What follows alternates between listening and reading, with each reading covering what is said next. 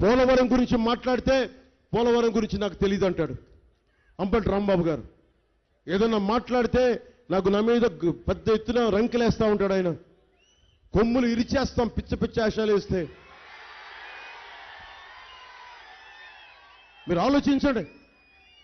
పోలవరం ప్రాజెక్టుకి జలవనరుల శాఖ మంత్రి అతను.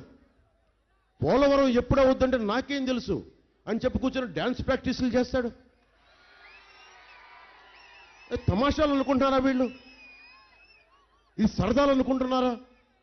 పోలవరం కోసం ఎంతమంది 1,60,000 మంది ఇల్లు కోల్పోయారు. 1,60,000 మంది. మంత్రి పదవి బాధ్యత సరదాలు కాదు.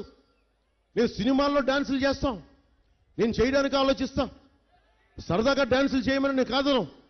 కూర్చొని సీరియస్గా ఒక హీరోలా కూర్చోబెట్టి డాన్సులు చేయడానికి నీకు మంత్రి పదవి ఇచ్చింది. ఈరోజు మళ్ళీ కూర్చోబెట్టి ఆయన తమ్ముడు అంబటి పురలి మళ్ళీ ఇక్కడికి వచ్చి మళ్ళీ ఇక్కడ దాడులు చేయడానికి, బెదిరించడానికి, హెలిప్యాడ్లు తవ్వించేయడానికి దీనికా మీరు అయ్యింది? అరే నాలాంటి వాడికి మీరు రక్షణ కల్పించలేకపోతే సగటు రైతుకే రక్షణ కల్పిస్తారు, సగటు రైతు కూలీకే రక్షణ కల్పిస్తారు, సగటు ఆడపడుచుకే రక్షణ కల్పిస్తారు, సగటు ఉద్యోగికి ఏం రక్షణ కల్పిస్తారు? భయపడితే లాభం లేదు, ఎదురు తిరగాలి. ఎదురు తిరగకపోతే ఏమి చేయలేవు సమాజంలో. చంద్రబాబు గారు జైల్లో ఉంటే అందరికీ భయాలు వేస్తాయి. చంద్రబాబు గారు లాంటి నాయకుడినే జైల్లో పెడితే బయటికి ఎలా రావాలి? రాగానే ధూళిపాల నరేంద్ర గారిని ఇబ్బంది పెట్టారు. వ్యతిరేకత ఉండొచ్చు, రాజకీయాల్లో గొడవలు ఉంటాయి, మనకి కూర్చొని వేధింపులు ఉంటాయి, అర్థం చేసుకోగలం. కానీ ఈ స్థాయిలోనా ఇంత బెదిరింపుల, చంపేయడాలు, అక్రమంగా కేసులు పెట్టడాలు, ఎవరిని పడితే వాళ్ళని కూర్చొని ఆడబిడ్డల మీద అసహ్యంగా తిట్టడాలు, ఎంత దారుణమైన పరిస్థితి.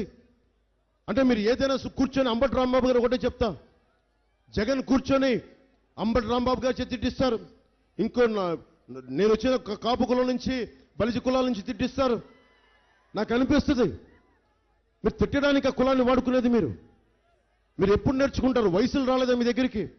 ఈరోజు అంబటి రాంబాబు గారు అల్లుడు కూడా చెప్తా ఉన్నాడు బయటికి, అతనికి ఓటు వేయిద్దని చెప్పి, ఇంకా అతను అంబటి బుర్రలికి ఓటు వేయిద్దని. ఇంట్లో వాళ్ళు విసిగిపోయారు, వీళ్ళు చేసే పిస్తాశాలకి.